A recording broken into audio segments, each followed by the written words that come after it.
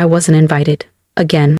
The email came on a Monday morning, just as my coffee went cold, and I was halfway through organizing logistics for an upcoming medical symposium. The subject line: Brooks Family Beach Week, 2025. RSVP now. Blinked cheerfully from my screen, like a cruel joke. I clicked it, before my better judgment could stop me. There they were: Trinity, Bryce, Aunt Mel, Cousin Darren, who's been MIA since the Bush administration, all CC'd. Each reply was full of sunny nostalgia and emojis. Someone even posted a sunset photo of the fire pit. The same fire pit where I once roasted marshmallows at 8 years old, unaware that in our family, love came with expiration dates. But my name? Not there. Not in the list, not in the replies, not even as a typo. They hadn't forgotten me, they'd excluded me. Again. 10 years. That's how long it had been since my name last showed up on one of those threads. 10 years of awkward maybe next times, of must gone to spam, of being told I was too sensitive, too distant, too dramatic, and every time I swallowed it. Tried to smile through the weight of erasure. Tried to believe that maybe next year they'd remember I still existed. But this time, I didn't call Trinity crying. I didn't ask why. I didn't fight for a seat at their table. Because this time I owned the table. Or more specifically, I owned the beach house. The very house where they planned to gather. The same one where my mother toasted her 30th anniversary while forgetting to tell me. The one where Trinity posed for her maternity shoot. The place they all treated like a shrine to family unity, while simultaneously editing me out of the photo albums. They had no idea it was up for sale, quietly listed, no family text thread, no group vote. Just another real estate transaction, offloaded like an old piece of furniture when the market dipped. I stared at the listing, the wraparound porch, the shell-colored siding, the balcony where Dad used to read Steinbeck out loud. My cursor hovered over contact agent, then clicked. What happened next unfolded like a slow, precise symphony, the kind of music you only hear after surviving silence. A week later, I stood in front of the storage unit I hadn't opened in years. Unit 43B smelled like old books and cedar dust. I found the trunk, my grandmother's, and inside it, her seashell-covered journal and a letter addressed to me.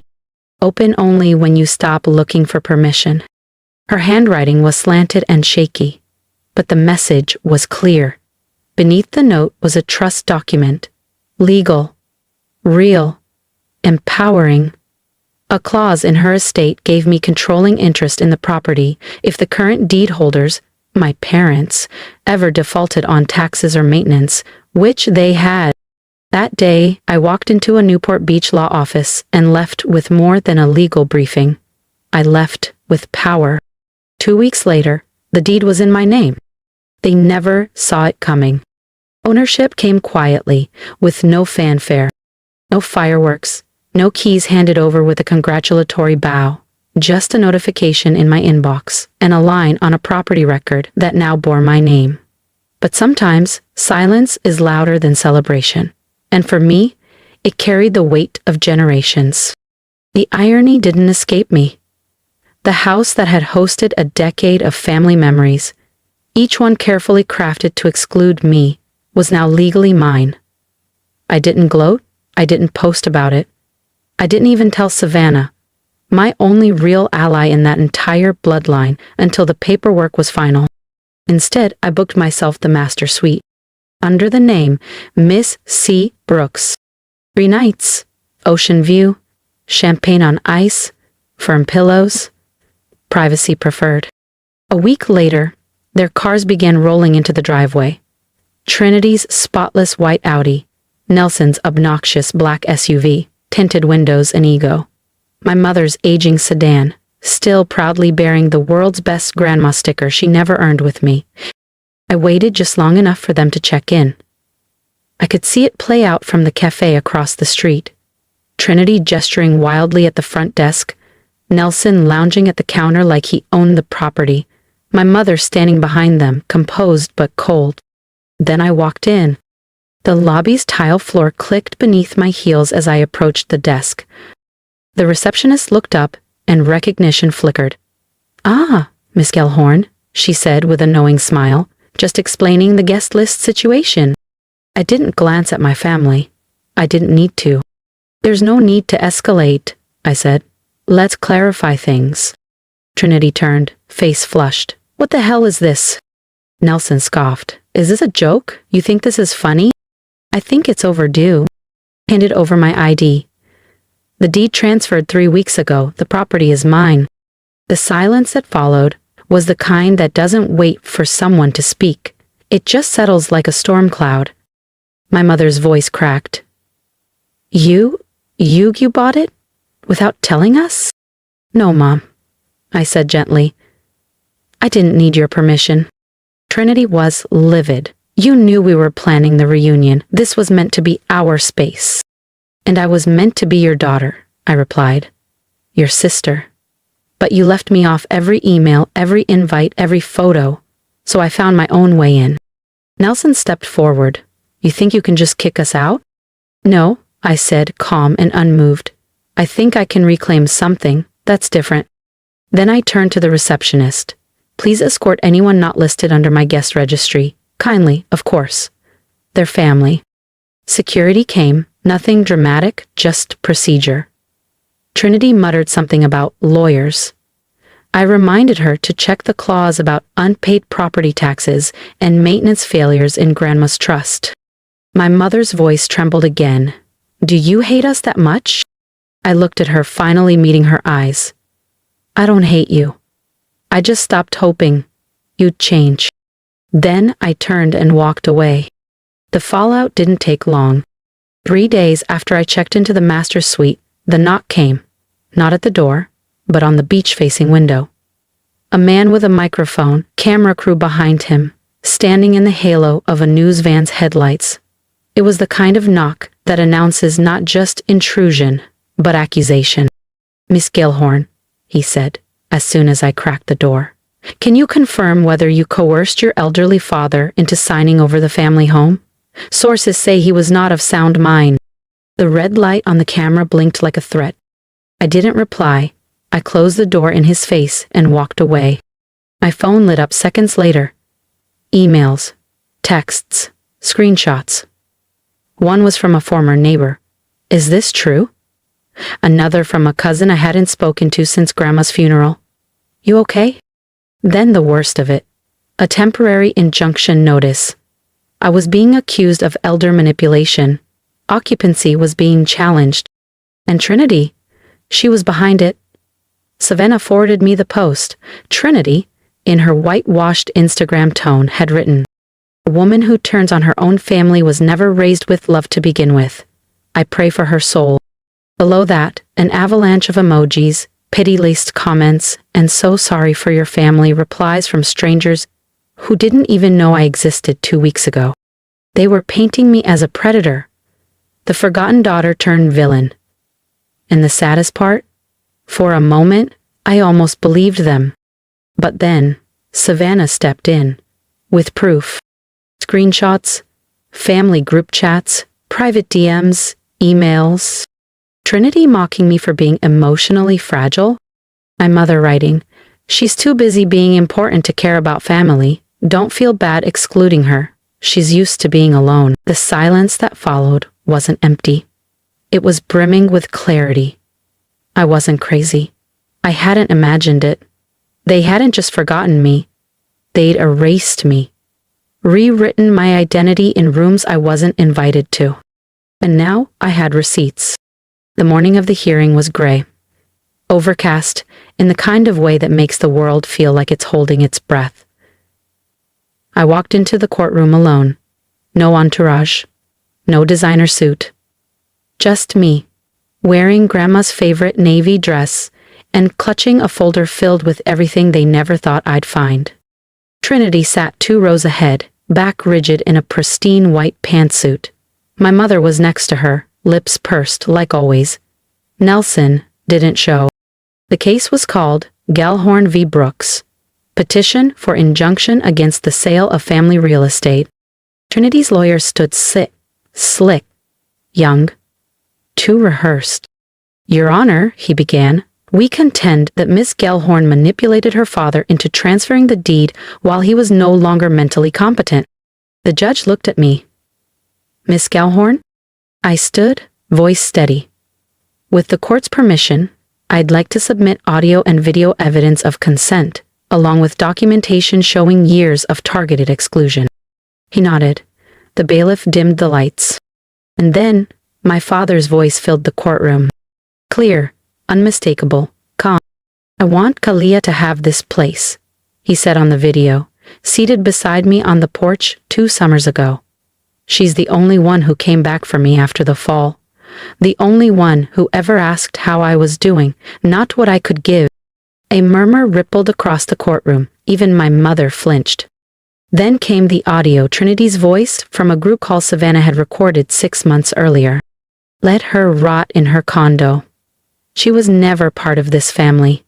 Not really. If she wanted in, she should have been easier to control. The silence afterward was deafening. The judge leaned forward. This court finds no basis for injunction. The evidence reflects clarity of intent from the deceased and a documented pattern of family exclusion. Ms. Gellhorn acted lawfully. Case dismissed. He paused, then added, this court is not here to validate cruelty disguised as tradition. I walked out without looking back. Outside, the press hovered again, but I only said one thing. Sometimes, the only way to break a cycle is to walk away holding your truth. The court ruling didn't feel like a victory. Not right away. It felt like stillness, like something had been unclenched inside me after being held too tightly for far too long. The weight of proving I belonged, of asking to be seen, had finally been set down. But that was only the beginning. The real reckoning came later, when I drove back to the beach house. The ocean wind greeted me like it had been waiting. It carried the scent of salt and something softer, maybe quiet, the kind of breeze that doesn't demand attention, just reminds you to breathe. I stepped onto the gravel driveway, slowly, keys in hand. No longer a visitor, no longer an outsider. The house was quiet, sun-washed, and still. It sighed. It looked like they'd left in a rush. A half-empty water glass sat on the counter. A towel draped over the railing. Picture frames lined the hallway walls. Snapshots of children laughing, toasts raised, summer meals under golden skies. I paused in front of one. Trinity's kids, gathered around the fire pit. The same fire pit where I once sat with sticky marshmallow fingers and believed I was part of something permanent. I didn't take the photo down. I walked past it. Upstairs, in the master bedroom, I stood at the window and looked out over the ocean. My name was on the deed now, but it wasn't about that anymore. It was about the space they'd claimed as theirs, without ever asking if it hurt me to be left out. The house was never the prize. Just the simple. In the corner room, once my grandmother's office, I opened a drawer I hadn't dared to touch before. Inside, tangled and dust-covered, was the old wind chime we'd made together when I was 8. Seashells on frayed string, initials painted in shaky brush strokes. My C had faded completely.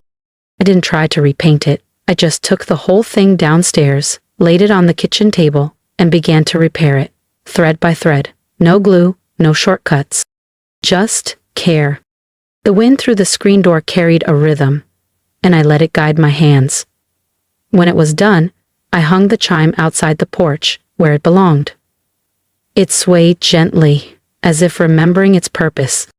That afternoon, Savannah showed up with a bottle of wine and a grocery bag. You didn't think I'd let you settle in without Pinot and paper towels, did you? She grinned.